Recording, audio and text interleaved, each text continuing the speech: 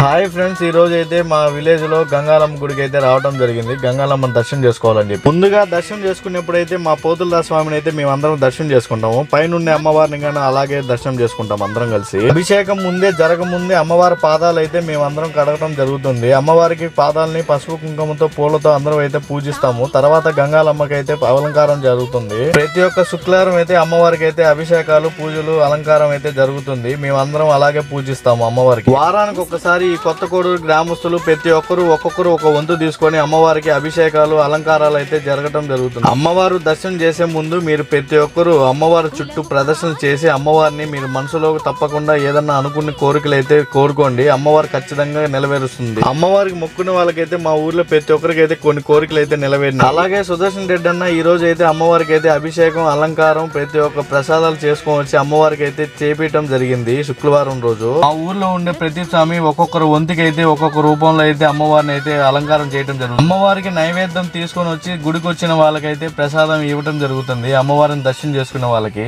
మీలో ఎవరైనా అమ్మవారిని చూడాలనుకున్నా దర్శనం చేసుకోవాలన్నా ఖచ్చితంగా వచ్చి దర్శనం చేసుకొని మీ మనసులో మాట కోరుకోండి. జై గంగమ్మ తల్లి, జై జై గంగమ్మ తల్లి.